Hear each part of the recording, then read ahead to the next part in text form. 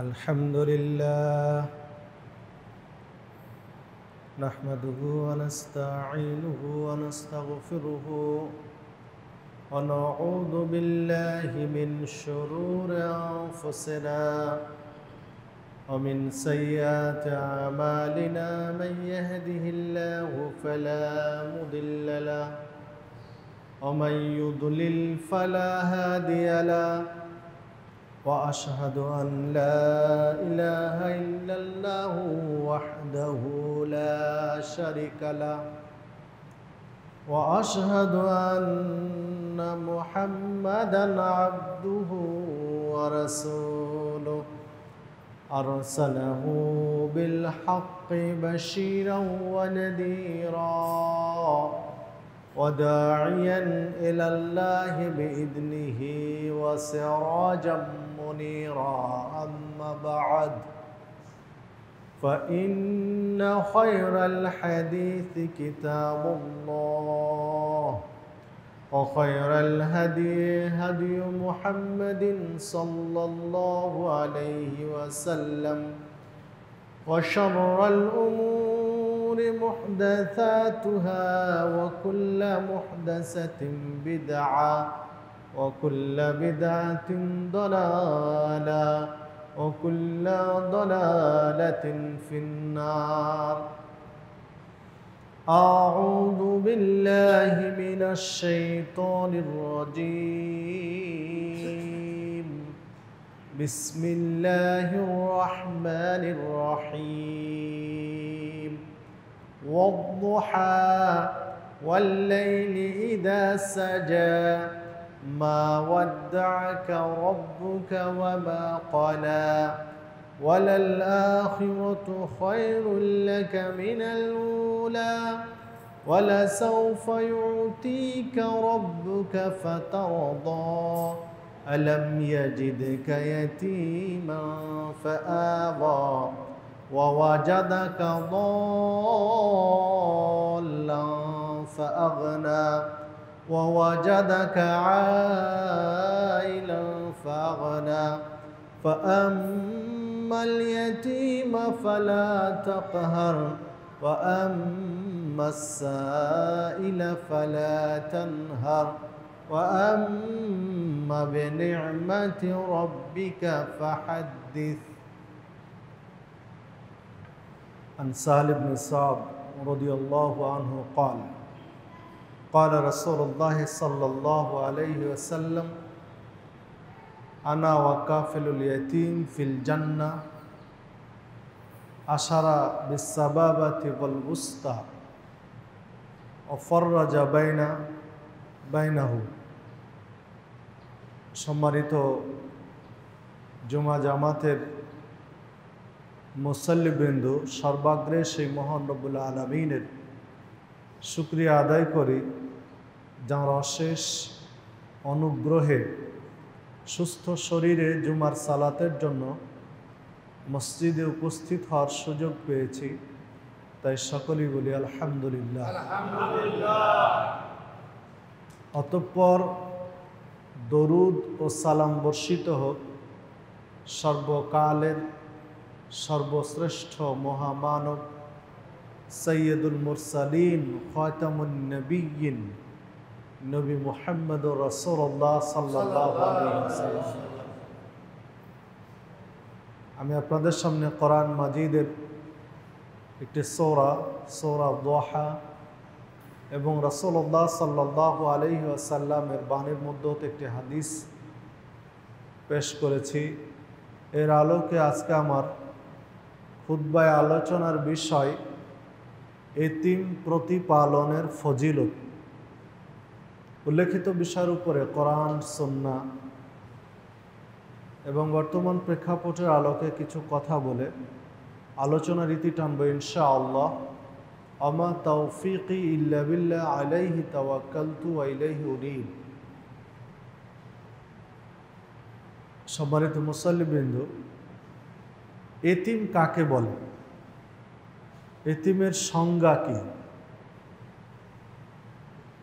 এই বিশ্লেষণে যদি আমরা যাই, কোরআন সুন্নাহর আলোকে যেটা স্পষ্ট বোঝা যায় যে নাবালক শিশুর বাবা মারা গেছেন, এই শিশুটি হচ্ছে এতিম। বাবা মারা যাওয়ার পরে যে সন্তানগুলো থাকে, এই সন্তানগুলো এতিম। এরা এতিম কতদিন? এরা এতিম যতদিন সাবালক না হয়েছে। এর কয়েকটা বিশ্লেষণ সহিহ মুসলিমের মধ্যে পাওয়া যায়। আব্দুল্লাহ ইবনে আব্বাস রাদিয়াল্লাহু আনহু হাদিস বর্ণনা করেছেন যে এতিমত্বের অবসান কখন ঘটবে, একটা শিশুকে কখন বলা হবে যে এতিমের যে সীমারেখা সেটা পার হয়েছে। সহিহ মুসলিম বেশ কয়েকটি হাদিস এই মর্মে বর্ণিত হয়েছে এতিম অধ্যায়ের মধ্যে। এতিম প্রতিপালনের আলোচনায় ইমাম মুসলিম রহমতুল্লাহ আলাই এই হাদিসগুলো নিয়ে এসেছেন। তো ইবনে আব্বাস রাদিয়াল্লাহু আনহু বলছেন যে এতিমের এতিমত্বের অবসান ঘটবে যখন সে নিজের সম্পদ দেখাশোনা করার মতো যোগ্যতা অর্জন করে। আর এক হাদিসের মধ্যে বলেছেন যখন সে বালেগ হয় তথা বিবাহের উপযুক্ত হয়। আর এক হাদিসের মধ্যে বর্ণিত হয়েছে যখন নিজের হক সংরক্ষণের বুঝ তার মধ্যে আসে, অন্যের হক ফিরিয়ে দেওয়ার যে গুরুত্ব তাৎপর্য সেইটা অনুধাবন করতে পারে। নিজের হক সংরক্ষণ, অপরের হক প্রদান করার মতো মানসিকতা যখন তার মধ্যে তৈরি হয়, তখন এতিমের এতিমত্বের অবসান ঘটে। পাশাপাশি আরেকটা কথা বলে রাখি যে হাদিসে বলা হচ্ছে বালেগ হলে, বিয়ের উপযুক্ত হলে। তো একটা শিশু বালেগ হয় কখন? এর বেশ কিছু হাদিস বর্ণিত হয়েছে বিভিন্ন সহিহ বুখারী মুসলিম সহ অনেকগুলো হাদিস। তো সংক্ষেপে বলে রাখি, কারণ বালেগ হওয়ার সাথে অনেক কিছু সম্পর্ক আছে।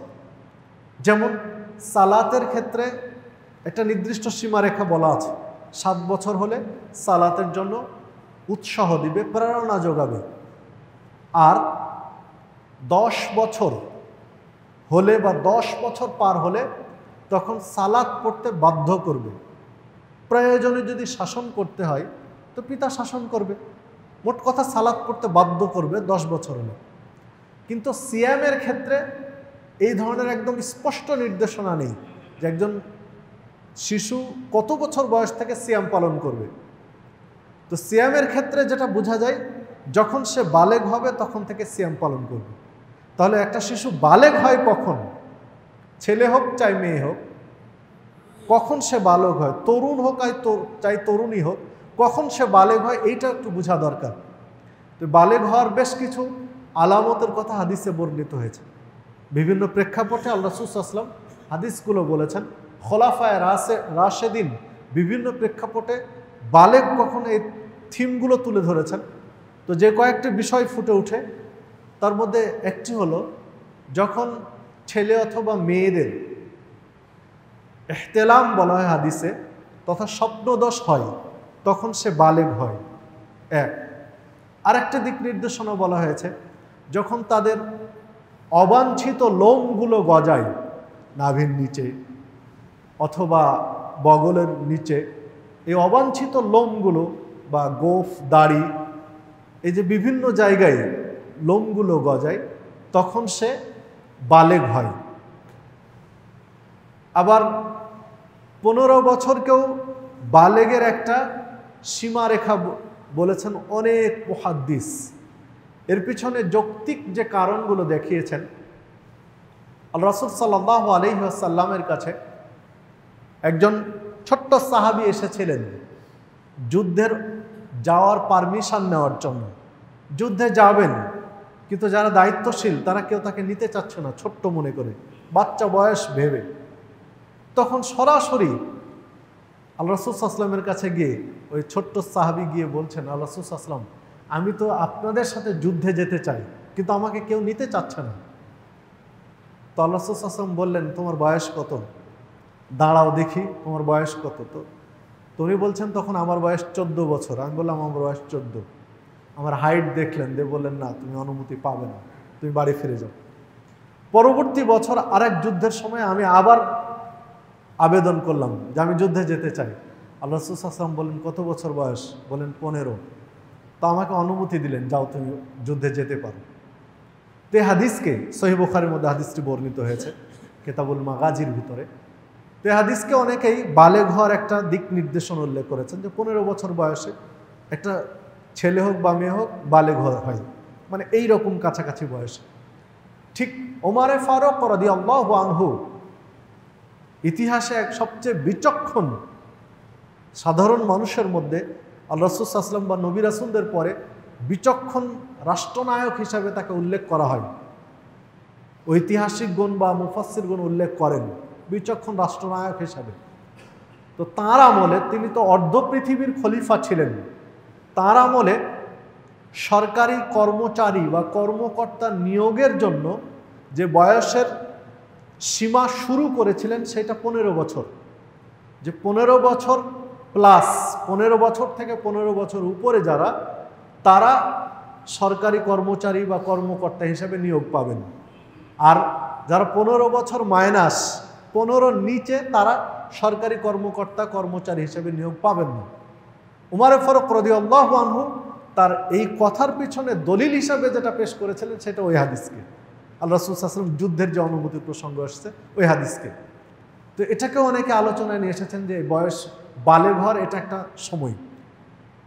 তো এতে আমরা আরেকটা জিনিস, আরেকটা দিক নির্দেশনার কথা বলেছেন, যে একটা ছেলে বা মেয়ে, তরুণ তরুণীর যে শারীরিক কিছু নিদর্শন রয়েছে, শারীরিক নিদর্শনগুলো প্রকাশ পাওয়া, যখন স্পষ্ট প্রকাশ পায় তখন সে বালেগ হয়।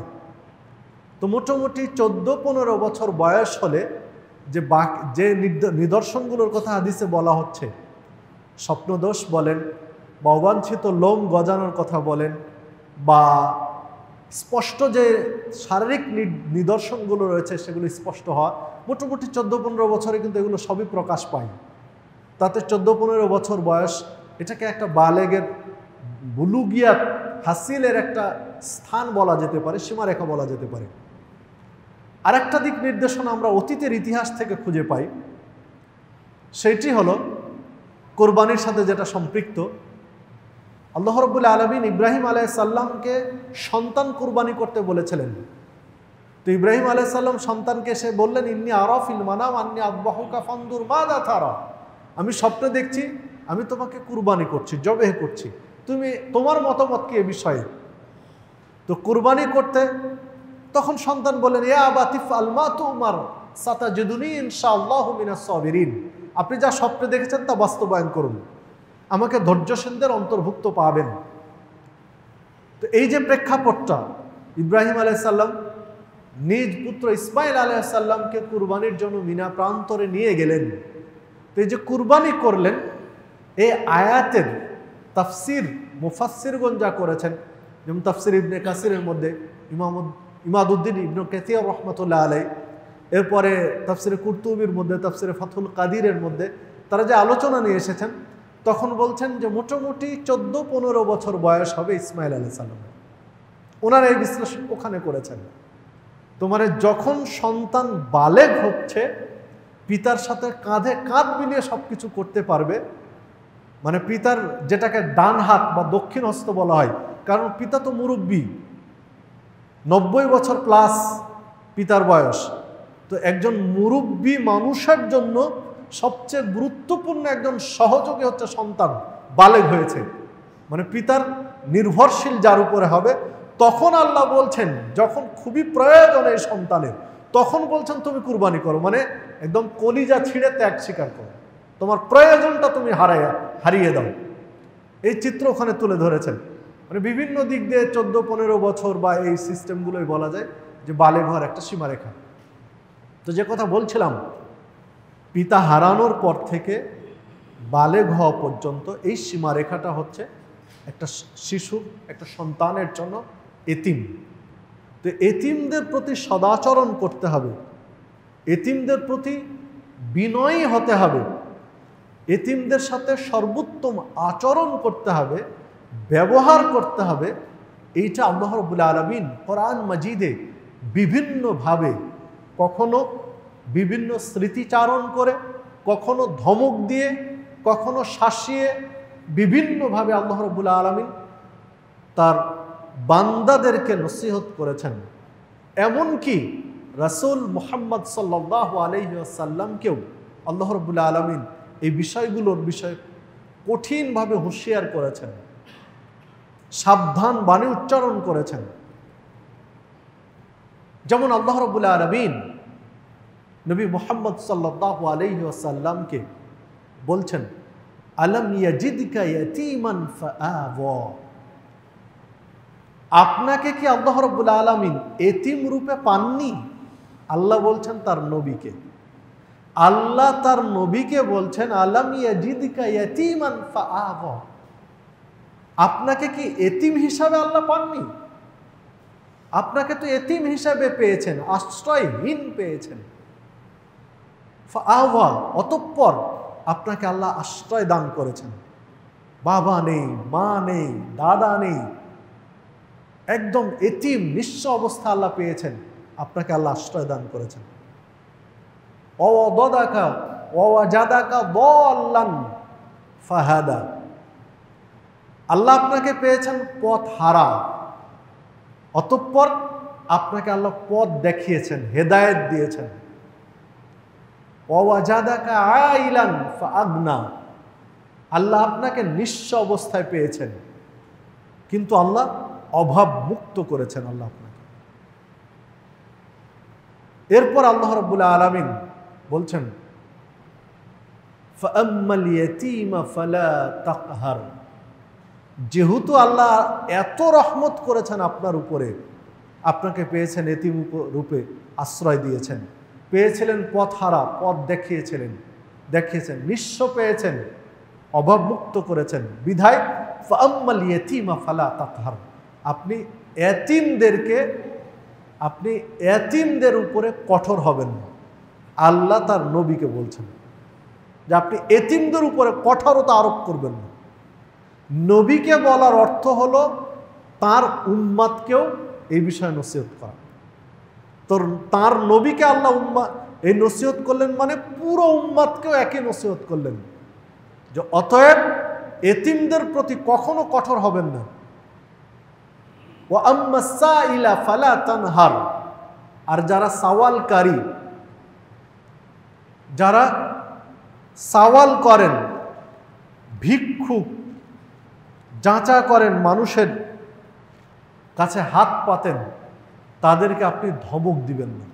দুইটা কথা বলেন আল্লাহ রাব্বুল আলামিন। প্রথমত এতিমদের প্রতি কঠোর হবেন না, দ্বিতীয়ত ভিখারিকে বা সওয়ালকারীকে ধমক দিবেন না। এই দুইটা কথা আল্লাহ রাব্বুল আলামিন কোরআন মাজিদে বললেন, স্মৃতিচারণ করে, কিছু স্মরণ করিয়ে দিয়ে, অতীতকে স্মরণ করিয়ে দিয়ে। সম্মানিত উপস্থিতি, আমরা যদি বর্তমান প্রেক্ষাপট বিশ্লেষণ করি, আলোচনা করি, তাহলে দেখা যায় এই দুই শ্রেণীর মানুষ সমাজে নির্যাতিত, নিষ্পেষিত, নানানভাবে বঞ্চিত। এতিমদের প্রতি আর ভিক্ষুকদের প্রতি মানুষ দুর্ব্যবহার করে যে পরিমাণে, তার সীমার বাহিরে। আপনার কাছে একজন ভিক্ষুক হাত পেতেছে, আপনি তাকে যদি দিতে না চান, আপনি ভদ্রভাবে বলুন যে তুমি অন্যর কাছে দেখো, বা ইত্যাদি, বা আর একজনের কাছে যাও, ভদ্রভাবে বলুন। কিন্তু আপনি ধমক দিবেন বা ধমকাবেন, ধমকিয়ে বিদায় করবেন, এইটা ইসলামে নিষেধ করা হয়েছে, এটা হারাম, এটা করতে পারবেন না। আগের কথাগুলো আল্লাহ কেন স্মরণ করালেন? আল্লাহ কেন স্মরণ করালেন তার নবীকে? যে আপনাকে আল্লাহ নিঃস্ব পেয়েছিলেন কিন্তু অভাব মুক্ত করেছেন, এই কথা কেন বললেন? এই কথা আপনাকে আমাকে কেন আল্লাহ স্মরণ করালেন কোরআন মাজিদে? মানে আপনি যে একজন ভিখারিকে ধমক দিচ্ছেন, একজন ভিখারিকে ধমক দিয়ে দূর দূর করে তাড়িয়ে দিলেন, আল্লাহ তো আপনাকেও ভিখারি বানাতে পারেন। আপনি কি মনে করেছেন আপনার যে সহায় সম্পদ এটা একদম মরা পর্যন্ত নষ্ট হবে না? যে কোনো মুহূর্তে আল্লাহ আপনাকে ভিখারি বানিয়ে দিতে পারেন। যমুনার তীরে যারা বসবাস করছে, পদ্মার তীরে যারা বসবাস করছে, তাদের কাছে গিয়ে খোঁজ নেন, পদ্মার গর্ভে, পদ্মা এবং ইন্ডিয়া থেকে আসা পাগলা নদী, দুই নদীর যে মিলনস্থল, বাংলাদেশের পুরো একটা ইউনিয়ন এখন পদ্মার পানির তলে আছে। পুরো একটা ইউনিয়ন, একটা গ্রাম নয়, একটা ইউনিয়ন, যারা হয়তো বা 50 বছর আগে দেশের বাহিরে গেছে আর আসেনি, বাড়ি ছিল ওখানে, এখন এসে আর মানে চিন্তাই করতে পারবে না যে ওদের ইউনিয়নটা কোথায়। গ্রাম তো দূরের কথা, যা পদ্মার নিচে। তো এই লোকগুলো কোথায় গেছে? তাদের ভিটে মাটি, জায়গা, জমি সব কিছু নদীর গর্ভে বিলীন হয়ে গেছে, পথে বসতে হয়েছে। তো সম্মানিত উপস্থিতি, যে কথা বলছিলাম যে এতিমদেরকে আগের স্মৃতিচারণ করে আল্লাহ রাব্বুল আলামিন বুঝাতে চেয়েছেন যে এতিমদেরকে ধমক দিবেন না, আর সায়েলকে, ভিক্ষুককে দূর দূর করে তাড়িয়ে দিবেন না, দুর্ব্যবহার করবেন না। ঠিক অন্য জায়গায় যদি আমরা অনুরূপ আয়াতগুলো দেখি, আল্লাহ রাব্বুল আলামিন একই ধরনের নির্দেশনা অন্য আয়াতেও দিয়েছেন। সূরা ফজরের মধ্যে আল্লাহ রাব্বুল আলামিন এইরকম ইঙ্গিত তুলে ধরেছেন। আল্লাহ রাব্বুল আলামিন বলছেন, যখন তাদের রিজিক সংকুচিত করে দেওয়া হয়, রিজিক কমিয়ে দেওয়া হয়, তখন তারা বলে যে আল্লাহ আমাদের প্রতি বিরাগ ভাজন হয়েছেন, অসন্তুষ্ট হয়েছেন, ইত্যাদি কথাগুলো বলে। কিন্তু না, আসলে তোমরা এতিমদের সাথে ভালো ব্যবহার করো না, আল্লাহ রাব্বুল আলামিন বলছেন। তাহলে এখানে আরেকটা জিনিস বোঝা যায় যে আপনি রিজিক বাড়াতে চান, যদি মনে করেন যে আপনার রিজিক আল্লাহ বাড়িয়ে দিক, যা আছে তার চেয়ে বেশি রিজিক আল্লাহ ব্যবস্থা করুক, তাহলে রিজিক বাড়ানোর পথ হলো এতিমদের প্রতি সদ্ব্যবহার করা, এতিম প্রতিপালন করা, আর ভিক্ষুককে খাবার দেওয়া। ভিক্ষুককে যত বেশি খাবার দিবেন, সায়েলকে খাবারের ব্যবস্থা যত বেশি করবেন, এতিম প্রতিপালনে আপনি যত বেশি বিনিয়োগ করবেন, আল্লাহ আপনার রিজিক তত বেশি বাড়িয়ে দিবে। এই আয়াতে ইঙ্গিতটা রয়েছে। আর যখনই এতিম এবং ভিক্ষুক থেকে আপনি নিজেকে মুক্ত করে নেবেন, এতিম এবং ভিক্ষুকের সাথে দুর্ব্যবহার করবেন, তখন আপনার রিজিক কমতে থাকবে। এই আয়াত সেদিকে ইঙ্গিত দেয়। সম্মানিত উপস্থিতি, তারপরেও দেখুন এতিম প্রতিপালনের চমৎকার ফজিলত রাসূলুল্লাহ সাল্লাল্লাহু আলাইহি ওয়াসাল্লাম বলেছেন।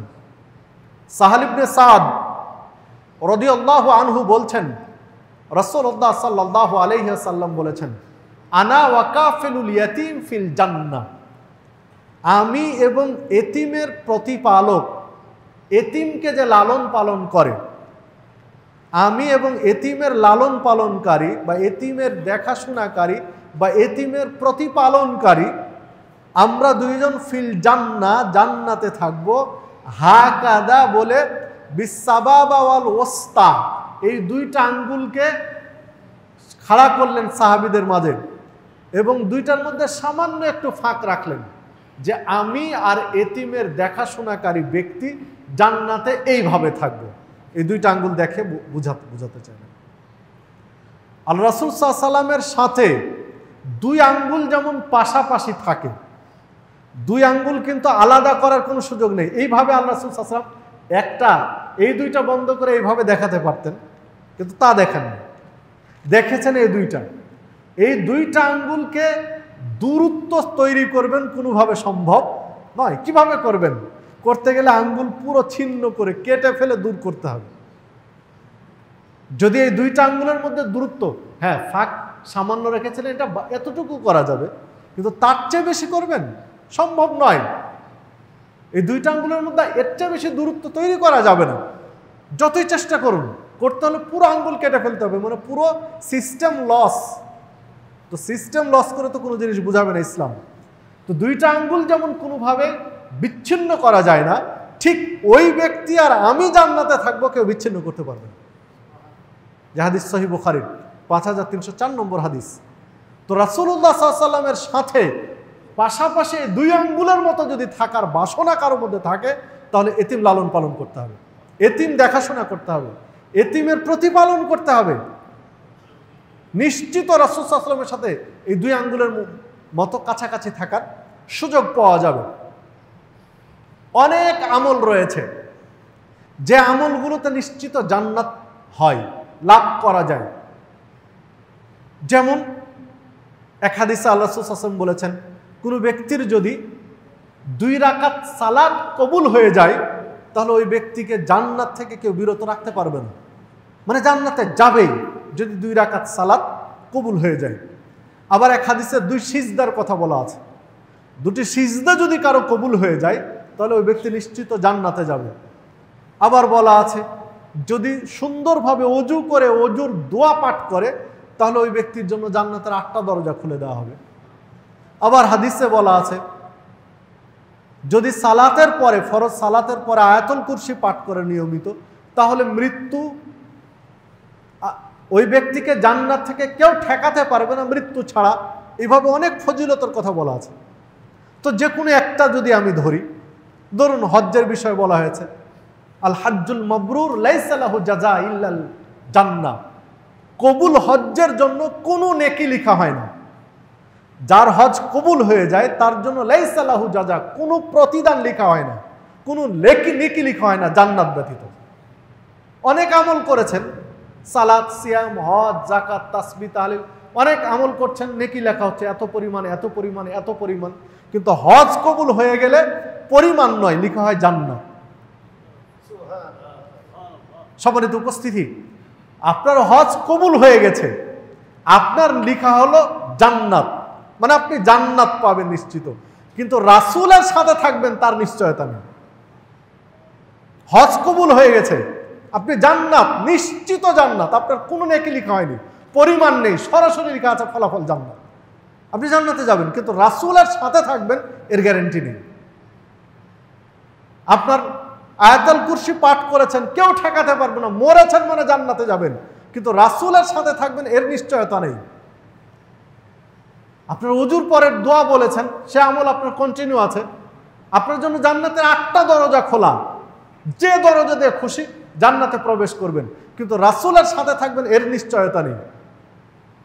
2 রাকাত সালাত কবুল হয়ে গেছে, আপনার জন্য জান্নাত ওয়াজিব।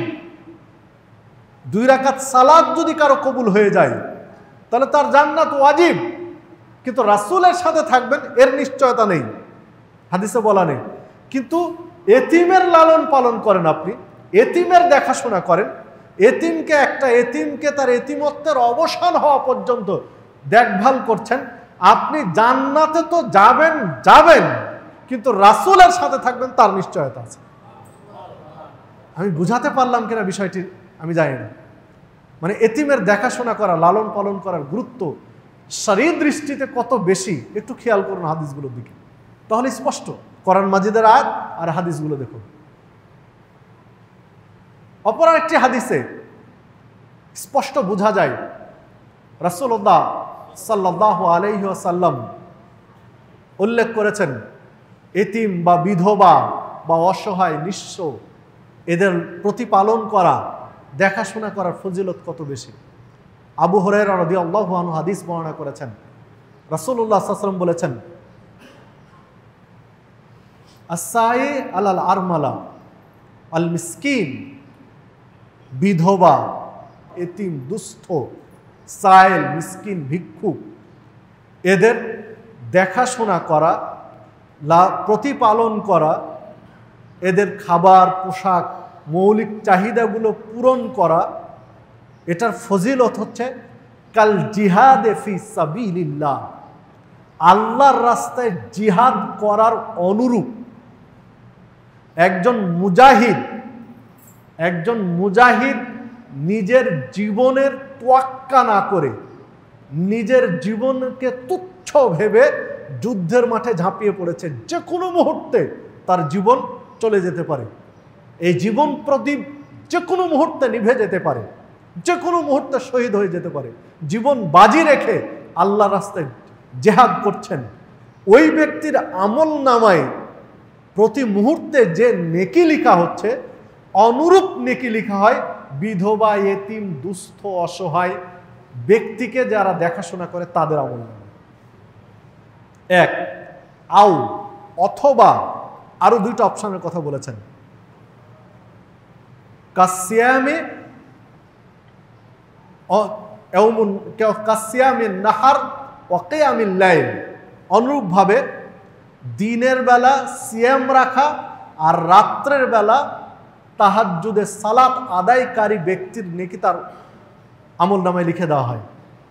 হয় মুজাহিদের নেকি আমলনামায় লিখে দেওয়া হবে, নতুবা যে ব্যক্তি দিনে সিয়াম রাখে এবং রাত্রে ইবাদতে কাটায়, তো সারাদিন সিয়াম পালন করে ওই ব্যক্তি আবার রাত্রে ইবাদতে কাটালো, ওর আমলনামায় যে নেকি লিখা হয়, এই ব্যক্তি এতিম প্রতিপালন, বিধবা মিসকিনদের দেখাশোনা বা খাবার বা মৌলিক চাহিদা পূরণ করে অনুরূপ নেকি পান। যে হাদিস সহিহ বুখারীর 6006 নম্বর হাদিস। তাহলে দেখুন, জিহাদ না করেও আপনার আমলনামায় জিহাদের নেকি লিখা হচ্ছে। তাহাজ্জুদের সালাত আদায় না করেও তাহাজ্জুদের নেকি পাচ্ছেন।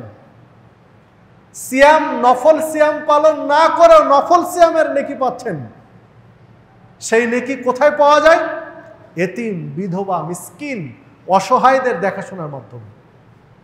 যারা সমাজে নিগৃহীত, যারা সমাজে নির্যাতিত, লাঞ্ছিত, অথচ তাদেরকে, তাদের প্রতি সহানুভূতি দৃষ্টি, সহনশীল আচরণ, তাদের সাথে ভদ্র ব্যবহার করতে ইসলাম কিভাবে নির্দেশনা দিয়েছে একটু হাদিসগুলোর প্রতি খেয়াল রাখেন।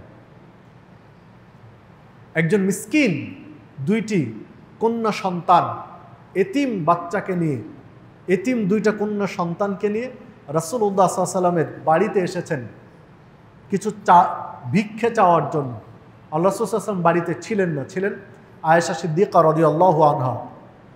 তো আয়েশা সিদ্দিকা রাদিয়াল্লাহু আনহার কাছে ওই ভিখারিনী মহিলা কিছু খাবার চাইলেন। আয়েশা সিদ্দিকা রাদিয়াল্লাহু আনহা রাসূল সাল্লাল্লাহু আলাইহি ওয়াসাল্লামকে বলছেন, এই ঘটনা বর্ণনা করছেন পরবর্তীতে, যে হে আল্লাহ রাসূল সাল্লাল্লাহু আলাইহি ওয়াসাল্লাম, ওই মিসকিন এসেছিলেন দুইটা এতিম বাচ্চা নিয়ে, কন্যা সন্তান নিয়ে, আমার কাছে খাবার চাইলেন, কিন্তু আমার ঘরে কোনো খাবার নেই। আমি খুঁজলাম অনেক, তাকে খাওয়াবো, কিছুই পেলাম না। তো আমি মাত্র একটা খেজুর পেলাম। এটি কিন্তু মদিনার জীবনের কথা। একটু চিন্তা করুন রাসূল সাল্লাল্লাহু আলাইহি ওয়াসাল্লামের পারিবারিক জীবন কেমন। আপনি আমি অল্পতে হাহুতাশ করি, নিচতলায় বসবাস করছি, নিজের বাড়িতে আফসোস করছি 2 তলাটা কেন উঠাতে পারছি না, প্রচণ্ড গরমে ছাদ তেতে যাচ্ছে, গরম হয়ে যাচ্ছে, ফ্যানের বাতাসও গরম লাগছে, 2 তলা করতে পারলে বাতাসটা একটু ঠান্ডা হতো, আফসোস করছি, উমুক এই করেছে, উমুক ওই করেছে, উমুক 7 তলা করলো, আর আমি 2 তলা করতে পারছি না। সারাদিন স্ত্রী আপনার সাথে ঝগড়া করছে, মনোমালিন্য হচ্ছে যে ওর এত উন্নতি হচ্ছে, তুমি 2 তলা করতে পারছো না, গরম বাতাস সারা বছর চলছে। একটু চিন্তা করুন তো পারিবারিক জীবন। তখন মদিনার প্রেসিডেন্ট, মুসলিম বিশ্বের প্রেসিডেন্ট মুহাম্মদুর রাসূলুল্লাহ সাল্লাল্লাহু আলাইহি ওয়াসাল্লাম, অথচ তার স্ত্রী বলছেন যে একজন মিসকিন একটু খাবার চেয়েছেন 2টা শিশু বাচ্চা নিয়ে, তা আমি আমার ঘরে খুঁজে একটা খেজুর ব্যতীত কোনো খাবার পেলাম না। তৎক্ষণাৎ খাবে এরকম কোনো খাবার নেই একটা খেজুর ব্যতীত। তা আমি ওই একটা খেজুরই তুলে দিলাম ওই মিসকিনকে, ওই মহিলাকে আমি খেজুরটা দিলাম। তো উনি খেজুরটা নিয়ে তার 2 শিশুর দিকে তাকালেন, তাকে খেজুরটা 2টা টুকরো করলেন, 2 ভাগে ভাগ করে তার 2 কন্যার মুখে গালে তুলে দিলেন, নিজে কিছু খেলেন না, চলে গেলেন বাড়ি থেকে। আল্লাহ রাসূল সাল্লাল্লাহু আলাইহি ওয়াসাল্লাম বলছেন আয়েশা সিদ্দিকা রাদিয়াল্লাহু আনহাকে যে তুমি মনে রেখো, এই 2টা কন্যা আজকের যে আচরণ সে করেছে, এর বিনিময়ে, এই 2টা কন্যার এই বিনিময়ে সে জান্নাতে চলে যাবে। আপনি চিন্তা করতে পারেন সম্মানিত উপস্থিতি। তো এতিম প্রতিপালন, এতিম সন্তান লালন পালন, দেখাশোনা করার ফজিলত ইসলামে অত্যধিক, অনেক বেশি। যে হাদিসটি সহিহ বুখারীর মধ্যে বর্ণিত হয়েছে, 5995 নম্বর হাদিস। এভাবে যদি আমরা খুঁজতে যাই আরো অনেক হাদিস পাওয়া যাবে। এতিম প্রতিপালনের বিষয়ে অনেক আলোচনা আরো বর্ণিত হয়েছে। তো এতিমদের লালন পালন যারা করবেন, দেখাশোনা যারা করবেন, প্রতিপালন যারা করবেন, তারা এতিমদেরকে কোন দৃষ্টিভঙ্গিতে বিশ্লেষণ করবেন, বিচার করবেন, কোন দৃষ্টিতে দেখাশোনা করবেন, এইরকম একটি হাদিস বর্ণিত হয়েছে ইমাম বুখারী রহমাতুল্লাহ আলাইহির একটা কিতাব আদাবুল মুফরাদের মধ্যে 140 নম্বর হাদিস। একজন ব্যক্তি আরেকজন ব্যক্তিকে জিজ্ঞাসা করছেন যে আমি এতিমের প্রতি সদয় হব কি পরিমাণ, ও যদি দুষ্টুমি করে তাকে আমি শাসন করতে পারি কি না। তো এই প্রশ্নের উত্তরে জবাব দিলেন যে হ্যাঁ, তুমি এতিমদের প্রতি সদয় হও পিতৃসদৃশ, পিতার মতো। যদি তাকে শাসন করতে হয়, প্রহার করতে হয়, তো তুমি পিতার অবস্থানে থেকে শাসন করো, প্রহার করো। তাকে আদব, শিষ্টাচার শেখানোর জন্য, ভদ্রতা শেখানোর জন্য, তার আচরণ গড়ে দেওয়ার জন্য যদি তাকে কোথাও মারা লাগে, তাহলে বাবার স্থানে থেকে মারতে পারো।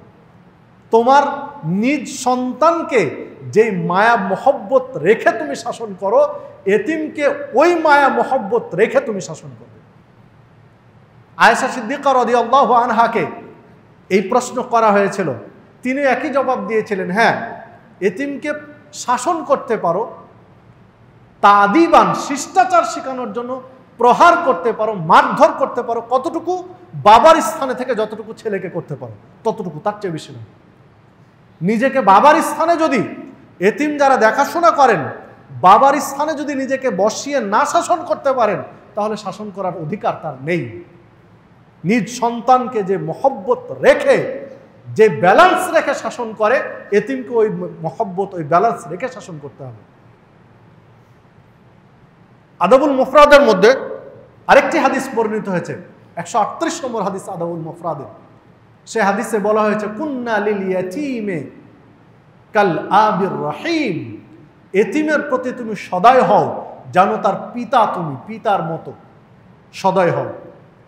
সম্মানিত উপস্থিতি, এতিমদের শাসন করা যাবে না এ কথা নয়, তাদেরকে প্রয়োজনে প্রহার করা যাবে না এ কথা নয়, তবে শাসনটা হবে পিতার ন্যায়, পিতৃসদৃশ, পিতার স্থানে রেখে। প্রসঙ্গত এখানে আরেকটা কথা বলে রাখি, বর্তমান সময়ে নেটের দুনিয়ায় বেশ কিছু প্রহারের চিত্র মাঝে মধ্যেই চোখে পড়ে সামাজিক যোগাযোগ মাধ্যমগুলোতে। ওস্তাদ ছাত্রকে প্রহার করছেন কি পরিমাণ। যারা মুহাদ্দিস, হাদিসের বিশ্লেষক, যারা হাদিস বিজ্ঞানী, তারা এই বিশ্লেষণটা করেছেন। একটা শিশুকে কতটুকু শাসন করতে পারেন ওস্তাদ, টিচার তার ছাত্রকে কতটুকু শাসন করবেন, তারা এই বিশ্লেষণগুলো নিয়ে এসেছেন যে টিচার নিজেকে পিতার স্থানে রেখে ছাত্রকে শাসন করতে পারেন। পিতা যেমন প্রয়োজনে তার সন্তানকে প্রহার করেন, শিষ্টাচার শেখানোর জন্য মারধর করেন, তো ওই স্থানে যদি নিজেকে রাখতে পারেন টিচার, তাহলে শাসন করবেন, নতুবা নয়। তো মাঝে মধ্যে যে চিত্রগুলো, খণ্ডচিত্রগুলো দেখা যায়, এমন পরিমাণে মারধর করেন টিচার শিশুকে, মনে হয় যে একটা গরু ছাগলকে পিটাচ্ছে। উনি টিচার হওয়ার যোগ্য নন, টিচারের যে বৈশিষ্ট্য তার মধ্যে নেই। কারণ নিজ সন্তানকে কোনোদিন সে সেভাবে পিটাতে পারে না, কোনোদিন পিটায় না, তাহলে অপরের সন্তানকে কেন পিটাচ্ছেন? অনেক সময় টিচার এতিম শিশুদেরকে বেদম প্রহার করেন, কারণ যাদের বাবা আছে তাদেরকে প্রহার করলে একটু পরে বাবা গিয়ে নালিশ করবে, বিচারের মুখে দাঁড়াতে হবে, অনেক সমস্যা। আর এতিমের কাছে কেউ যাবে না, তার পক্ষ থেকে কেউ যাবে না, বিধায় এতিম শিশুদেরকে অনেক সময় বেশি মারধর করে, স্কুলে বা মাদ্রাসায় বা বিভিন্ন পর্যায়ে। তো এটা হারাম, অবৈধ, ইসলামের অনুমোদন নেই। এতিম বলে ইচ্ছামতো তাকে দুর্ব্যবহার করবে, তার সাথে টিচার প্রহার করবে, এই সুযোগ ইসলামে রাখা হয়নি। পিতার অবস্থানে থেকে যতটুকু সম্ভব ততটুকু, তার চেয়ে বেশি নয়। এই বিষয়টিও যারা ওস্তাদ, টিচার, তাদেরকে খেয়াল রাখা উচিত, তাদের নজরে থাকা দরকার এই বিষয়টিও। দেখুন, এতিমদের যে সম্পদ, এই সম্পদগুলো রক্ষণাবেক্ষণ করা সংশ্লিষ্ট দায়িত্বশীলের গুরুত্বপূর্ণ দায়িত্ব এটি। ধরুন আপনার ভাই মারা গেছে, এখন আপনার ভাতিজারা এতিম, ভাতিজা, ভাতিজি, ভ্রাতুষ্পুত্ররা এতিম, এদেরকে দেখাশোনা করা আপনার দায়িত্ব। তারা যতদিন বালেগ না হয়েছে ততদিন আপনার দায়িত্ব হলো তাদের সম্পদগুলো, আপনার ভাইয়ের সম্পদগুলো সংরক্ষণ করা, তাদের দেখাশোনা করা। হ্যাঁ, আপনার ভাইয়ের সম্পদ খরচ করে আপনি দেখাশোনা করেন, আপনার ভাইয়ের খরচ করে, আপনি নিজেরটা খরচ করে যদি করতে না চান, সমস্যা নেই, তা আপনার ভাইয়ের যতটুকু আছে ততটুকুই করেন, কিন্তু দেখাশোনা করেন নষ্ট না হয়ে যায়। যদি আপনার ভাইয়ের কিছুই না থাকে তখন আপনার দিয়ে করেন, আল্লাহ রাসূল সাল্লাল্লাহু আলাইহি ওয়াসাল্লামের সাথে থাকার সুযোগ পাওয়া যাবে। এই মর্মে কোরআন এবং সুন্নাহয় অনেক দিক নির্দেশনা বর্ণিত হয়েছে। যেমন আল্লাহ রাব্বুল আলামিন কোরআন মাজিদের মধ্যে উল্লেখ করেছেন, আল্লাহ রাব্বুল আলামিন সূরা নিসা 6 নম্বর আয়াতে বিষয়টি তুলে ধরেছেন। যদি অনেকগুলো কথা বলেছেন, মূল কথাটাই আমরা আসি। যদি এতিম যিনি লালন পালন করছেন তিনি অভাবী হন, দরিদ্র হন, আর এতিমের সম্পদ আছে, মানে তার পৈতৃক সূত্রে বা রেখে যাওয়া সম্পদ অনেক বেশি আছে, তাহলে যেই পরিমাণ ভোগ করলে তাদের ধ্বংস হয়ে যাবে না, সেই পরিমাণ যদি খায় তাতে দোষের নয়। মানে তাদের সম্পদ দেখাশোনা করছে, তাদেরকেও খাওয়াচ্ছে, নিজেও কিছু খাচ্ছে, কিন্তু যে পরিমাণ খেলে তাদেরটা নষ্ট হয়ে যাবে না, বিলীন হয়ে যাবে না, সেই পরিমাণ খাওয়াতে দোষ নেই। কিন্তু উনি যদি ধনী হন, সম্পদশালী হন, তাহলে তাদের সামান্যতম ভোগ করা তার জন্য বৈধ নয়, উচিত নয়। এরপরে আল্লাহ রাব্বুল আলামিন এই আয়াতে যেটা বলেছেন, যখনই তারা উপযুক্ত বয়সে উপনীত হবে তখন তাদের কাছে প্রত্যর্পণ করো, তাদেরকে ফিরিয়ে দাও।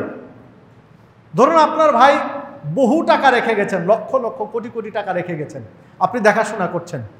আপনার ভাইয়ের যে টাকা, ব্যাংক ব্যালেন্স বা গুছানো টাকা হতে পারে, তাহলে সেই টাকা দিয়ে আপনার ব্যবসা বাণিজ্য অনেক কিছুতে লাগিয়ে রেখেছেন। তার এতিম বড় হয়ে গেছে, উপযুক্ত বয়স হয়ে গেছে, এখন আপনি দেখছেন তাদেরকে যদি ফিরিয়ে দেই তাহলে আমার ব্যবসা বাণিজ্যের একটা বড় ধস নামবে বা বড় একটা অ্যামাউন্ট চলে যাবে, ঘাটতি পড়বে ব্যবসা বাণিজ্যে।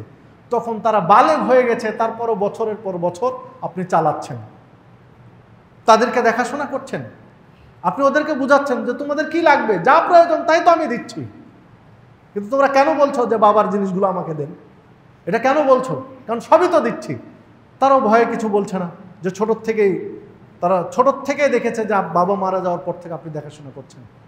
কিন্তু আপনার উদ্দেশ্য তো ভালো না, খারাপ ছিল, এক সময় ভালো, যতদিন বালেগ হয়নি। কিন্তু বালেগ হওয়ার পরে ফিরিয়ে দিচ্ছেন না, মানে আপনার উদ্দেশ্য এখন খারাপ। বালেগ হওয়া পর্যন্ত আপনার উদ্দেশ্য খারাপ ছিল না, কিন্তু এখন খারাপ। কেন? যে আপনি অন্য চিন্তা করছেন, যদি আমি সব টাকা হিসাব করে বের করে দেই তাহলে আমার ব্যবসা বাণিজ্যে একটা ঘাটতি পড়বে, আমার পুঁজি ক্যাশে ঘাটতি পড়বে। সম্মানিত উপস্থিতি, মানে একটা উদাহরণ আমি বোঝাতে চাচ্ছি। তো যখন তারা বালেগ হয়ে গেছে তৎক্ষণাৎ তাদেরকে ফিরিয়ে দিতে হবে তাদের সম্পদ। বালেগ না হওয়া পর্যন্ত আপনার অবহেলার কারণে যদি কোনো সম্পদ নষ্ট হয় সেটাও ইসলামে অন্যায়, সেটাও ইসলামে বৈধ নয়। আপনার অবহেলার কারণে যদি কোনো সম্পদ নষ্ট হয়ে যায়। এই সূত্রে এইখানে আমরা আরেকটি হাদিস পেশ করতে পারি, লম্বা যে হাদিস, তো আমরা মূল অংশটা আমাদের আলোচনায় নিয়ে আসতে পারি। যে দেখুন, মুসা আলাইহিস সালাম এবং খিজির বা খাজের তার সম্পর্কে যে ঘটনা, মুসা আলাইহিস সালামকে যখন জিজ্ঞাসা করলো তার কওম যে পৃথিবীতে সবচেয়ে জ্ঞানী কে, মানে পৃথিবীতে, তো মুসা আলাইহিস সালাম ভাবলেন যে আমি নবী, এখন তো আমি নবী রাসূল, তো আমার চেয়ে আর জ্ঞানী কে থাকতে পারে। তিনি বললেন যে আমি এই পৃথিবীতে সবচেয়ে জ্ঞানী। বনী ইসরায়েলদের এক প্রশ্নের উত্তরে এটা কথা বললেন যে আমি পৃথিবীতে বর্তমানে সবচেয়ে বেশি জ্ঞানী, আমার কাছে ইলম বেশি। আল্লাহ রাব্বুল আলামিন মুসা আলাইহিস সালামের এই কথা পছন্দ করলেন না। মুসা আলাইহিস সালামকে বললেন যে মুসা আলাইহিস সালাম, তুমি যাও একজন ব্যক্তির কাছে গিয়ে তুমি কিছু ইলম অর্জন করে আসো। আল্লাহ নির্দেশ, কিছু করার নেই। মুসা আলাইহিস সালাম বুঝতে পারলেন যে আমার এই উত্তর দেওয়া ভুল হয়ে গেছে, আমি নিজেকে সবচেয়ে বড় জ্ঞানী মনে করলাম, এই দাবি করা আমার ঠিক হয়নি। নাহলে কেন আমাকে আল্লাহ আরেকজন ব্যক্তির কাছে কিছু জ্ঞান অর্জনের জন্য পাঠাচ্ছেন? তা আল্লাহ নির্দেশ, চলে গেলেন, পানির পথে যেতে হবে, পানির পথে যাবেন, পানির ভিতর দিয়ে যাবেন। তো একটা যাক লম্বা ঘটনা, কোরআন মাজিদেও কিছু বর্ণিত হয়েছে, হাদিসে স্পষ্টটা এসেছে। তো এক পর্যায়ে খিজিরের কাছে গেলেন, তো খিজিরকে পেলেন, তো বললেন আমি আপনার কাছে এসেছি কিছু দ্বীনি জ্ঞান অর্জন করার জন্য, ইলম অর্জন করার জন্য। তো মুসা আলাইহিস সালামকে বলছেন খিজির বা খাজের, উনি বলছেন যে আপনার ধৈর্য কুলাবে কি আমার সাথে থাকা? মুসা আলাইহিস সালাম অবাক হলেন যে লোক বলে কি, আমি নবী আর আমি তার কাছে জ্ঞান অর্জন করতে ধৈর্য কুলাবে না, এটা কেমন কথা? তখন বলছেন না, আমাকে ধৈর্যশীল পাবেন। তো একটা প্রসঙ্গ আসলো, বললেন যে আমার সাথে থাকলে কোনো প্রশ্ন করা হবে না, আপনি যা দেখবেন শিখবেন, কোনো প্রশ্ন করা হবে না। তো মুসা আলাইহিস সালাম বলছেন ঠিক আছে চলুন, অসুবিধা নেই। তো চলতে থাকলেন, চলতে থেকে এক পর্যায়ে বেশ কয়েকটা শিশু খেলাধুলা করছে। খেলাধুলার মধ্য থেকে একটা ফুটফুটে তাজা সুন্দর একটা শিশুকে ওই ব্যক্তি খাজির ধরে গলা মুখ চিড়িয়ে মেরে ফেলে দিলেন। মুসা আলাইহিস সালাম সহ্য করতে পারলেন না, উনি নবী, এটা কি করে সম্ভব? মুসা আপনি কি করলেন, এটা কেন মারলেন? একটা ফুটফুটে শিশু সন্তানকে মেরে ফেলে দিলেন। তখন বলছে না, আপনাকে না বলেছিলাম যে কোনো প্রশ্ন করা হবে না, আপনার ধৈর্য কুলাবে না। তা আপনি বললেন না ধৈর্য কুলাবে, প্রশ্ন করব না, তো প্রশ্ন করলেন কেন? বলছে না তাহলে আমার ভুল হয়ে গেছে, চলুন। সামনে আবার চলতে থাকলেন, চলতে থাকলেন, নদীর ঘাট দিয়ে গিয়ে যাচ্ছেন নদীর ঘাটে। তো দেখছেন ওখানে বেশ কিছু নৌকা, তো নৌকা অনেকগুলো ফুটো, প্রায় নৌকা ফুটো, নদী পার হওয়া দরকার। তো একটা নৌকা আছে সুন্দর, কোনো ফুটো নেই, ছিদ্র নেই। তো এই নৌকায় চড়ে পার হলেন দুইজনে, মুসা আলাইহিস সালাম এবং খিজির। ওই পাড়ে গিয়ে এবার উনি নৌকাটা ছিদ্র করে দিলেন, ফুটো করে দিলেন। মুসা আলাইহিস সালাম সহ্য করতে পারলেন না। মুসা আলাইহিস সালাম বললেন আপনি এটা কি করলেন? সব নৌকা ফুটো, এই নৌকাটা ভালো ছিল, এটা আপনি পার হলেন, উপকার নিলেন, উপকার করার পরে উপকারের প্রতিদান কি দিলেন? ছিদ্র করে দিলেন, ফুটো করে দিলেন। এটা কেমন প্রতিদান হলো? উনি বলছেন না, আপনি আমার সাথে থাকতে পারবেন না, আপনি আপনার রাস্তায় যান, আমি আমার মতো চলি, আপনাকে নিষেধ করা ছিল প্রশ্ন পাবেন না করতে। তো বলছে না, ভুল হয়ে গেছে, চলুন, আমি আর প্রশ্ন করব। ওই নদী পার হয়ে গিয়ে একটা গ্রামের ভিতর ঢুকলেন। গ্রামের শুরুতেই প্রথম দিকেই দুইজনে ক্ষুধার্ত, এক বাড়ি থেকে কিছু খাবার চাইলেন। তো তারা খাবার দিল না, বললেন যে আমরা মুসাফির মানুষ, পথিক, কিছু খাবার দাও, আমরা ক্ষুধার্ত। তো কোনো খাবার দিল না, বরং দুর্ব্যবহার করে তাড়িয়ে দিল। তো বাড়ি পার হয়েই একটা প্রাচীরটা ধসে পড়ে যাচ্ছে, কাঠ হয়ে পড়ে যাচ্ছে। তো মুসা আলাইহিস সালাম আর উনি দুইজন মিলে আশপাশ থেকে মানে বাঁশ কাঠি বা খড়ি টড়ি সংগ্রহ করে সুন্দর করে প্রাচীরটা সোজা করে খাড়া করে, মানে ওই ধোকা দেওয়া, ঠেকা দেওয়া যেন পড়ে না যায়, সুন্দর করে ঠেকা দিয়ে রাখলেন প্রাচীরটা যেন ধসে না পড়ে, ওই বাড়ির পাশের প্রাচীর। মুসা আলাইহিস সালাম বলেন এ আপনার কোন ইলিম? আমি আপনার কাছে ইলিম অর্জন করতে আসলাম, আল্লাহ পাঠালেন, তো এই আপনার এটা কোন ইলিম? কি শিখালেন আপনি আমার? যেগুলো উপকার নিলেন সেগুলো ক্ষতি করলেন, আর যাদের কাছে উপকার চাইলেন একটু খেতে দিল না, ওদের আবার আপনি উপকার করছেন।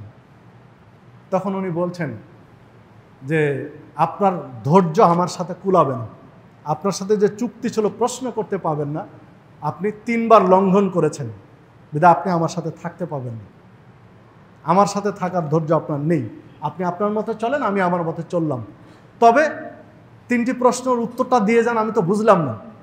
তখন উনি বললেন যে আমি যেটা করেছি, আল্লাহ আমাকে যে ইলিম দিয়েছেন, আমার যতটুকু জ্ঞান আল্লাহ দিয়েছেন, ওই শিশু খেলছিল, তাদের দিকে দেখে তাদেরকে গভীরভাবে পর্যবেক্ষণ করে আমি যেটা পেলাম যে এই শিশুর বাবা মা অত্যন্ত ভালো মানুষ, যে শিশুটাকে আমি মেরে ফেলেছি এর বাবা মা অত্যন্ত ভালো মানুষ, খোঁজ নিলে পাওয়া যাবে, কিন্তু এই শিশুটা বড় হয়ে হবে নষ্ট, এমন কিছু অন্যায় করবে যে এর কারণে বাবা মা নষ্ট, বিপদে পড়বে, বাবা মা ক্ষতিগ্রস্ত হবে, ও তো ক্ষতিগ্রস্ত হবেই, কিন্তু বাবা মাকে বিপদে ফেলবে, ভালো মানুষগুলো বিপদে ফেলবে।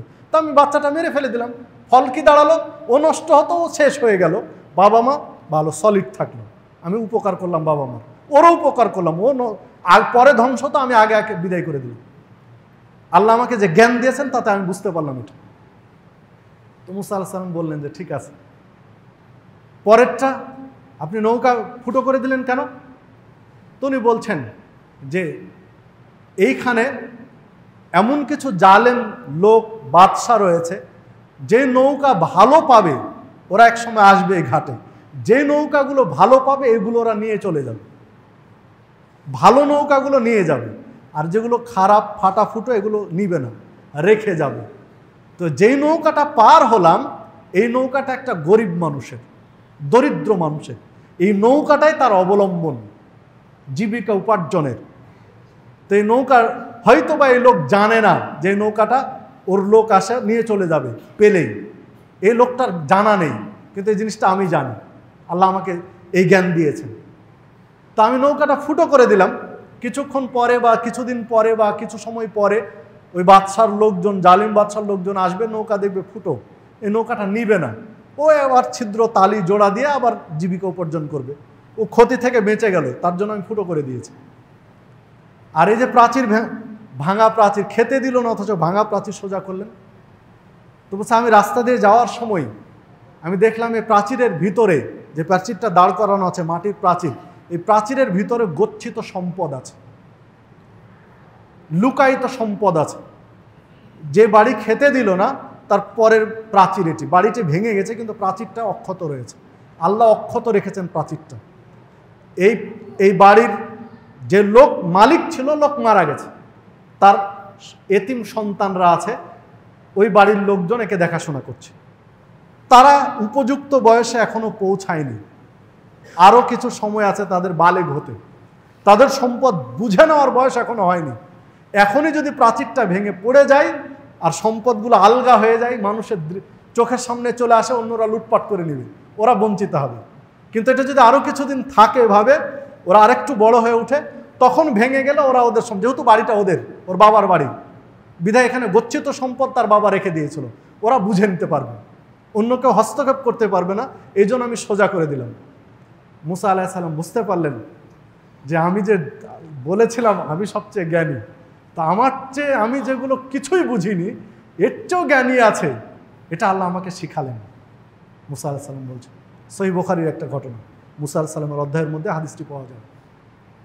সম্মানিত উপস্থিতি, আমি যে কথা বলতে চাচ্ছি যে দেখুন, এতিম সন্তানদের প্রতি, এতিমদের প্রতি কতটুকু সদয় হওয়া উচিত আপনার আমার, তাদের সম্পদ রক্ষণাবেক্ষণের ক্ষেত্রে কতটা দায়িত্ববান হওয়া উচিত, একটু খেয়াল করা দরকার, একটু চিন্তা ভাবনা করা দরকার। যখন উপযুক্ত বয়সে পৌঁছাবে তখন তাদেরটুকু ফেরত দিতে হবে। এরপরে দেখুন, যদি তাদের সম্পদ কেউ অন্যায়ভাবে ভক্ষণ করে তাহলে আল্লাহ রাব্বুল আলামিন তাদের জন্য কঠিন শাস্তির ব্যবস্থা করেছেন। আল্লাহ রাব্বুল আলামিন সূরা নিসা 10 নম্বর আয়াতে বলছেন, ইন্নাল্লাযীনা ইয়াকুলুনা আমওয়ালাল ইয়াতীম যুলমান, কোনো ব্যক্তি যদি অন্যায়ভাবে এতিমের সম্পদ ভোগ করে, খায়, অন্যায়ভাবে এতিমের সম্পদ অন্যায়ভাবে ভক্ষণ করছে, ভোগ করছে, ইন্নামা ইয়াকুলুনা ফি বুতুনিহিম নারা, তাহলে মূলত সে কোনো খাবার পেটের মধ্যে দেয়নি। ইন্নামা ইয়াকুলুনা ফি বুতুনিহিম নারা, এতিমের সম্পদ বা এতিমের টাকা পয়সা, এতিমের ধন দৌলত বা এতিমের জিনিস যে অন্যায়ভাবে পেটের মধ্যে ঢুকাচ্ছে, খাচ্ছে, ইন্নামা ইয়াকুলুনা ফি বুতুনিহিম নারা, মূলত সে আগুন ঢুকাচ্ছে পেটের মধ্যে, সেটা খাবার ঢুকাচ্ছে না, সরাসরি আগুন ঢুকাচ্ছে পেটের মধ্যে। সায়াসলাউনা সাঈরা, অচিরেই আল্লাহ রাব্বুল আলামিন সাঈর নামক জাহান্নামে তাদেরকে নিক্ষেপ করবেন। কোরআন মাজিদের আয়াত। সম্মানিত উপস্থিতি, তাহলে দেখুন, এতিমের সম্পদ যদি অন্যায়ভাবে কেউ দখল করে, এতিমের সম্পদ যদি অন্যায়ভাবে কেউ ভোগ করে, এতিমের সম্পদ যদি অন্যায়ভাবে কেউ ভক্ষণ করে, সেটা টাকা পয়সা হোক, তাই পণ্যদ্রব্য হোক, স্থাবর অস্থাবর যাই হোক না কেন, তাহলে ওই ব্যক্তি প্রকারান্তরে নিজের পেটে আগুন ভরে নিচ্ছে, আগুন নিক্ষেপ করছে, জাহান্নাম তার জন্য অপেক্ষমান। এটা আল্লাহ রাব্বুল আলামিন এই কঠিন হুঁশিয়ারি বাণী উচ্চারণ করেছেন। বাংলাদেশে যে এতিমখানাগুলো রয়েছে, সরকার অনুমোদিত কিংবা বেসরকারি, এই সরকার অনুমোদিত যে এতিমখানাগুলো রয়েছে, ইল্লা মাশা আল্লাহ, দু একটি ব্যতিক্রম হতে পারে, দু একজন দায়িত্বশীল ব্যতিক্রম হতে পারে। অধিকাংশ দায়িত্বশীল যে পরিমাণ বাজেট দেওয়া হয় তার অর্ধেকও সেখানে ব্যয় করে না, নিজেরা ভোগ করছে। অর্ধেকও ব্যয় করে না। যে পরিমাণ খাদ্যের বরাদ্দ দেওয়া হয়, পোশাকের বরাদ্দ দেওয়া হয়, তার সিংহভাগ নিজেরা ভোগ করে, সামান্য কিছু তাদেরকে খাবার ব্যবস্থা করে। সাবধান হয়ে যান, এতিমের জন্য বরাদ্দকৃত খাবার আপনার পেটে ভরছেন, আপনার পরিবারে খরচ করছেন, আপনি নিজে আগুন যেমন ভরছেন নিজের পেটে, আপনার গোটা পরিবারকে আপনি আগুন খাওয়াচ্ছেন। সাবধান, সতর্ক হয়ে যান। পাশাপাশি যে সকল মাদ্রাসা এতিম প্রতিপালন করা হচ্ছে, এতিম লালিত পালিত হচ্ছে, এতিম খানা রয়েছে, সে সকল মাদ্রাসা দায়িত্বশীল যারা দায়িত্বে রয়েছেন, তারা যদি এই সম্পদ অন্যায়ভাবে ভোগ করেন, তারাও কিন্তু জাহান্নামের আগুন পেটের মধ্যে নিক্ষেপ করছেন। পার্থক্য, আপনার ইসলামী লেবাস আছে আর সরকারি এতিমখানাগুলোর যারা দায়িত্বশীল তাদের ইসলামী লেবাস নেই। পার্থক্য এতটুকু, কিন্তু দুইজনের ফলাফল কিন্তু একই। এ বিষয়ে আপনাকে আমাকে সাবধান হতে হবে। ব্যক্তিগতভাবে আপনার ভ্রাতুষ্পুত্র এতিম, তার লালন পালন করতে গিয়ে তারও সম্পদ ভোগ করলে আপনিও কিন্তু একই কাতারে। বিধায় আসুন আমরা এতিমদের বিষয়ে সচেতন হই। যদি এতিমদের সম্পদ রক্ষণাবেক্ষণ করে উপযুক্ত বয়সে তাদের হাতে অর্পণ করতে পারি, প্রত্যর্পণ করতে পারি, আল্লাহ রাসূল সাল্লাল্লাহু আলাইহি ওয়াসাল্লামের সাথে জান্নাতে পাশাপাশি থাকার সুযোগ লাভ করবো ইনশাআল্লাহ। দেখাশোনা করতে পারলে, এতিমের লালন পালন সঠিকভাবে করতে পারলে, সারা দিন সিয়াম পালন করা, রাত্রে ইবাদত করার নেকি আমলনামায় যুক্ত হবে। যুদ্ধের মাঠে জিহাদ করার নেকি আমলনামায় যুক্ত হবে। ঠিক মতো দেখাশোনা করতে পারলে এই এতিম প্রতিপালনের এই নেকিটা আপনার আমার জন্য জাহান্নামের প্রতিবন্ধক, আর জান্নাতের রাস্তা পরিষ্কার করে দিবে। পক্ষান্তরে তাদের সম্পদ যদি অন্যায়ভাবে গ্রাস করি, এই অন্যায়ভাবে গ্রাস করা সম্পদই আপনাকে আমাকে জাহান্নামের খড়ি বানাবে। দুইটি আপনার আমার কাছে পরিষ্কার, দুইটি রাস্তায়। এক, তাদের প্রতিপালন সঠিকভাবে করে জান্নাতে রাসূলের সাথী হওয়া। দ্বিতীয়ত, জাহান্নামের খড়ি হওয়া। তাদের সাথে দুর্ব্যবহার করে, অন্যায়ভাবে সম্পদ ভোগ করে জাহান্নামের খড়ি হওয়া। সিদ্ধান্ত আপনার। আসুন আমরা জাহান্নামের খড়ি না হয়ে রাসূল সাল্লাল্লাহু আলাইহি ওয়াসাল্লামের সাথী হয়ে জান্নাতে থাকার চেষ্টা করি। আল্লাহ রাব্বুল আলামিন আমাদের সকলকে সেই তৌফিক দান করুন। বহু প্রতিষ্ঠান রয়েছে যারা এতিম প্রতিপালন করছে। আপনি যদি ব্যক্তিগতভাবে পারেন, একটা এতিম প্রতিপালন করেন, তার খরচ দেন। আল্লাহ আপনাকে অনেক সম্পদ দিয়েছে, আল্লাহ রিজিক বাড়িয়ে দিবেন। আপনি একজন বড় ব্যবসায়ী, আল্লাহ আপনার রিজিক বাড়িয়ে দিবেন। একটা এতিমের দেখাশোনা করেন। আপনি নিজে যদি পারেন নিজে করেন, কোনো প্রতিষ্ঠানকে দেন। হ্যাঁ, আপনি সাধ্য অনুযায়ী চেষ্টা করেন কোনো একটা ভালো প্রতিষ্ঠানে, যারা তাদের অর্থ সঠিক ব্যবহার করে আপনার বিশ্লেষণে, এরকম প্রতিষ্ঠানে দেন। তারপরেও যদি তারা অন্যায়ভাবে গ্রাস করে প্রতিষ্ঠান কর্তৃপক্ষ, তার জন্য আপনি দায়মুক্ত। আপনি বেঁচে গেলেন, আপনার সমস্যা না। যারা ভোগ করছে তারা, আপনি নাকি ঠিকই পাবেন। আসুন আমরা চেষ্টা করি প্রত্যেকে যে যে স্তর রয়েছে সেই স্তর থেকে এতিমদের দেখাশোনা করার জন্য। প্রসঙ্গত ছোট্ট করে বলে রাখি, আমি একটা মাদ্রাসা পরিচালনা করি, সেখানে এতিম বিভাগ রয়েছে। আপনারা চাইলে সেখানে অংশগ্রহণ করতে পারেন। একটি এতিম প্রতিপালনে 4000 টাকা মান্থলি খরচ হয়। কোরআনের হাফেজ হয়, অন্য পড়াশোনা করে, তো চাইলে অংশগ্রহণ করতে পারেন। একজন ফুল এতিমের 4000 টাকা মান্থলি, অথবা অর্ধেক, অথবা 1/4 আংশিক, যে কোনো পরিমাণের। অথবা ঢাকায় বহু প্রতিষ্ঠান রয়েছে যারা এতিমদের লালন পালন করছে, সেগুলোতে আপনি ইনভেস্ট করেন। বেসরকারি যেগুলো আছে এগুলোতে আমি বেশি উদ্বুদ্ধ করি, কারণ সরকারিগুলোতে তো একটা বাজেট আছে। সেখানে না করে যেগুলো বেসরকারিভাবে করছে অনেকেই, আপনার বিশ্লেষণে যেগুলো পারফেক্ট মনে হবে সেখানে অংশগ্রহণ করেন। যদি আপনার এলাকায় কোনো এতিম থাকে, আপনি একজন এতিমের দেখাশোনা করেন, তার পরিবারের দায় গ্রহণ করেন। 3-4টা এতিম আছে, আপনার 3-4 জন মিলে একটা পরিবারকে দেখাশোনা করেন। 3টা ছোট ছোট বাচ্চা নিয়ে একটা বিধবা মেয়ে, তাদের লালন পালন করছে। ক টাকা খরচ হবে? মাসে যদি 10,000 টাকা খরচ হয়, 3-4 জন মিলে তাদের খরচটা দেন। তো যে কোনোভাবে অংশগ্রহণ করেন, আল্লাহ ইহকালে সম্মানিত করবেন, পরকালে জান্নাত দিবেন ইনশাআল্লাহ। আসুন আমরা প্রত্যেকের স্তর থেকে আমরা সহযোগিতা করি। আল্লাহ রাব্বুল আলামিন আমাদের সকলকে সেই তৌফিক দান করুন। আমিন। আকুলু কওলি হাযা।